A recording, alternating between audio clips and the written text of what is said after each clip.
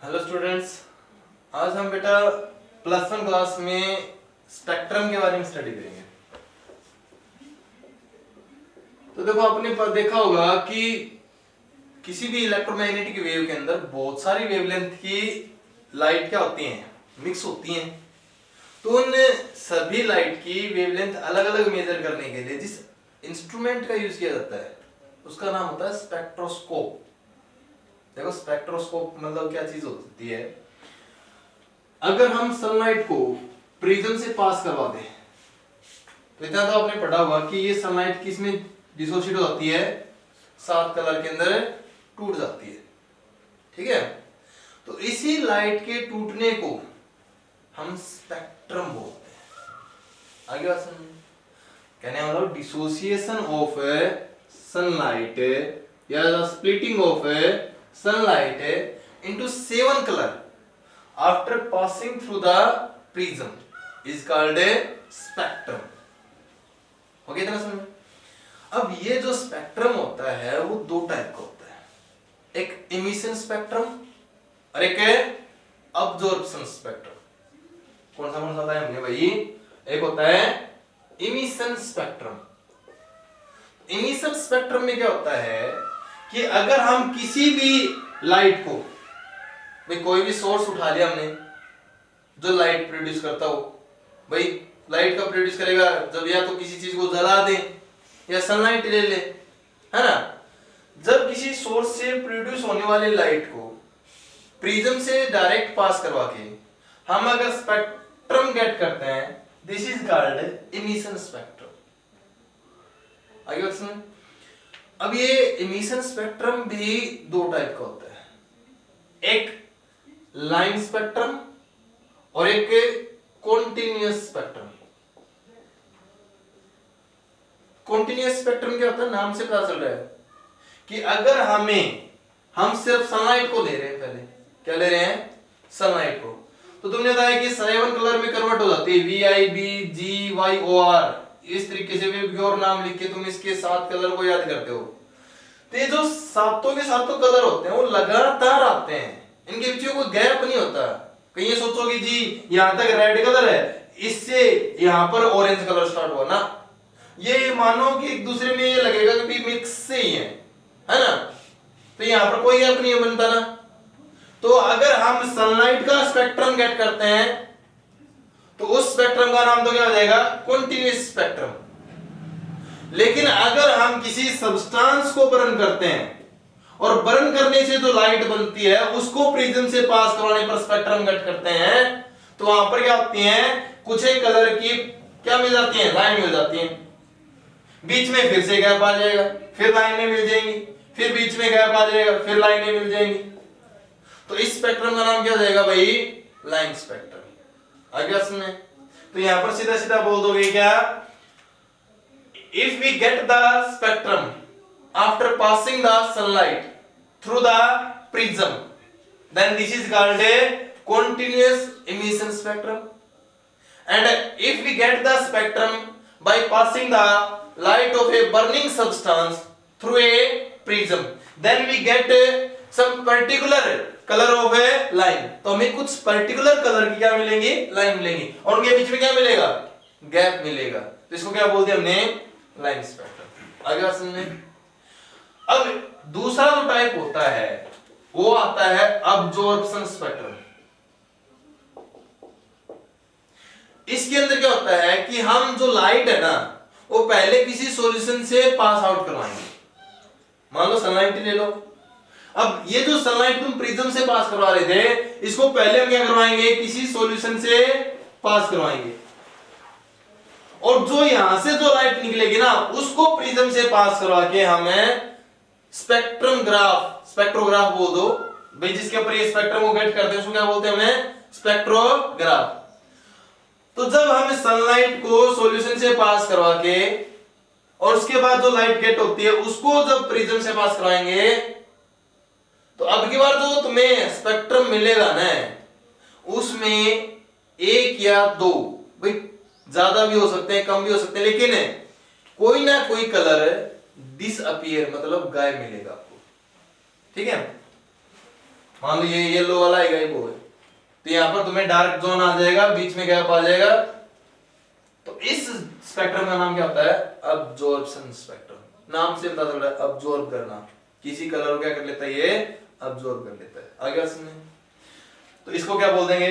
The spectrum obtained by the passing the light through the solution and then after through the prism।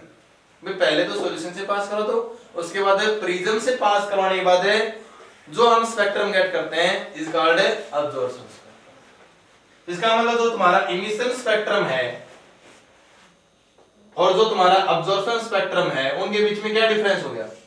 एक तो यही हो गया कि इसको हम डायरेक्ट प्रिज्म से पास करवाते हैं, दिस स्पेक्ट्रम में getting by directly passing through the prism, और इस स्पेक्ट्रम को पहले क्या करते हैं, सॉल्यूशन से पास करवाते हैं और उसके बाद प्रिज्म से पास करवाते हैं।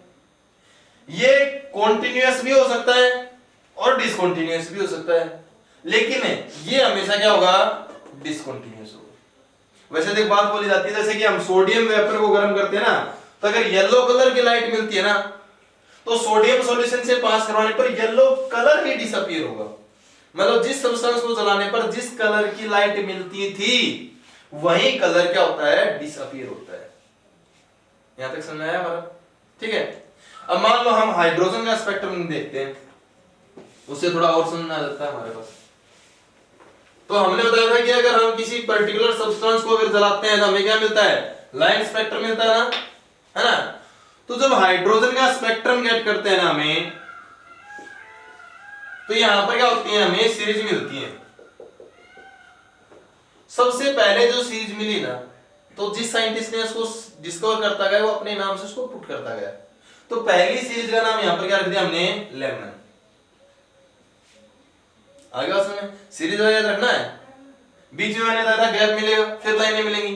लेमन के बाद मिलेगी कौन सी, बाल्मर, फिर गैप मिल गया पास्टन, फिर ब्रैकेट, और यहां पर कौन सी मिल जाएगी भाई, पफेंड। तो हमें इस तरीके से सीरीज मिली हाइड्रोजन के स्पेक्ट्रम में।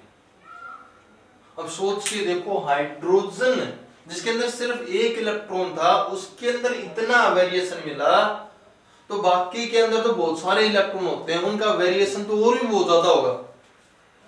ठीक है।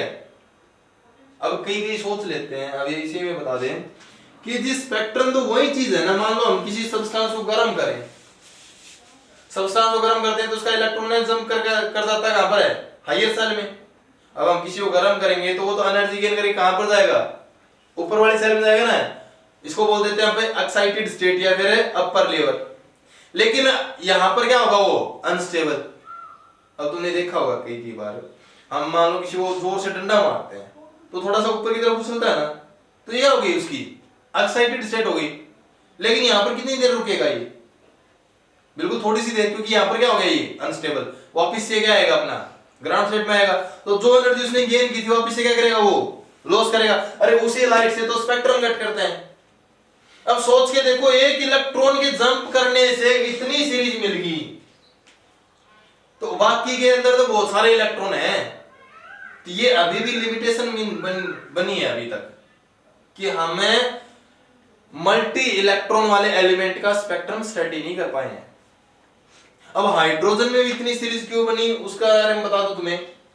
देखो, हाइड्रोजन के अंदर इलेक्ट्रॉन तो एक ही है, हाइड्रोजन तो हमारे पास है, जो इलेक्ट्रॉन तो क्या है, एक ही है।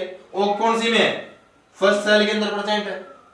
ये मान लो सेकंड सेल है, थर्ड सेल है, फोर्थ, फिफ्थ, सिक्स्थ और ये 7। अब मान लो हम इस इलेक्ट्रॉन को एनर्जी देते हैं फर्स्ट सेल से। अब तुम क्या बोलोगे, ये कहां पर जाएगा, वो तो एनर्जी के ऊपर डिपेंड करेगा कि कितनी एनर्जी देते हैं। क्या पता ये सेकंड सेल तक भी जंप कर जाए, क्या पता ये थर्ड सेल तक भी जंप कर जाए, क्या पता ये फोर्थ सेल तक भी जंप कर जाए, है ना। तो यहां पर वो क्या हो जाएगा, अनस्टेबल हो गया ना। अनस्टेबल हो गया तो सीधी सी बात है, वापस से क्या आएगा, अपनी ग्राउंड स्टेट में आएगा। तो ये चाहे थर्ड सेल हो चाहे फोर्थ सेल हो, वापस से क्या आ जाएंगे, अपने फर्स्ट ग्राउंड सेल में आ जाएंगे। लेकिन किसी ने एक बात बोल दी जी, इतना पिटने के बाद अगर मान लो डर के मारे फर्स्ट सेल में ना आया तो सेकंड सेल तक रुक गया तो बात तो ये भी है ना भाई। मान लो हमने किसी चीज को पीट कर ऊपर भेज दिया, 7 मंजिली एक बिल्डिंग है, नीचे से इसको पीट के भेजा तो डर के मारे वो कौन सी मंजिल पे भी जा सकता है। अब जरूरी थोड़ी है कि वो वापिस ही ग्राउंड सेट में आए भाई, 7वीं मंजिल से 6ठी मंजिल में भी आ सकता है, 5वीं मंजिल में भी आ सकता है, दूसरी तक भी रह सकता है। लेकिन अगर वो सीधा फर्स्ट सेल में वापस आते हैं, वो कोई मायने नहीं रखता कि तीसरी सेल से आते हैं या चौथी सेल से आते हैं, इससे कोई मायने नहीं है। लेकिन अगर सीधा फर्स्ट सेल में आते हैं ना तो कौन सी सीरीज बनेगी हमारी, लेमन सीरीज बनेगी। बोलो समझ आया।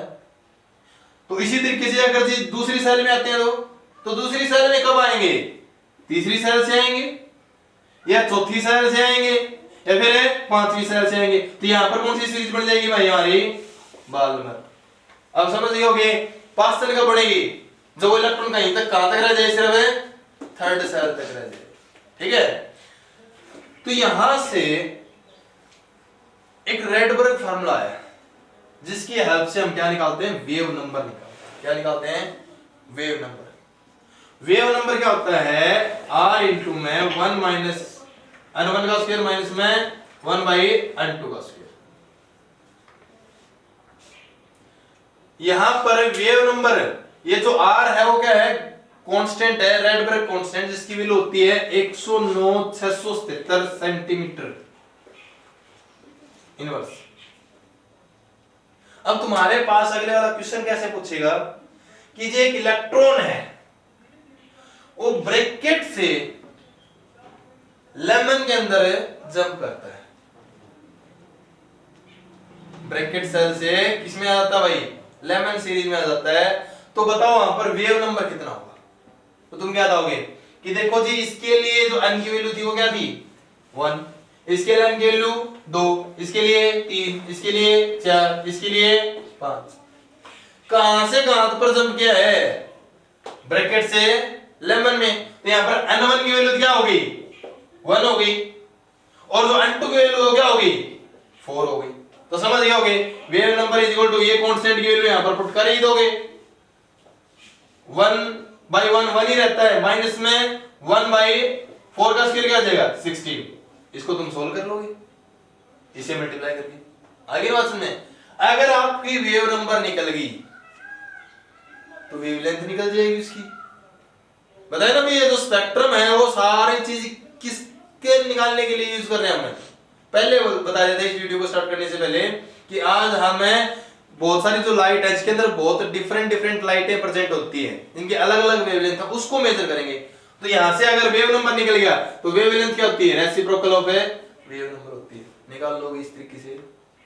समझा? तो ये था हमारा भाई स्पेक्ट्रम के बारे में। अब इससे अगले वाली वीडियो के अंदर हम किसके बारे में डिस्कस करेंगे, एक तो जो लिमिटेशन है रदरफोर्ड की उसके बारे में, और उसको लिमिटेशन को दूर करने के लिए बोर ने क्या क्या कॉन्सेप्ट दिया उसके बारे में डिस्कस करेंगे।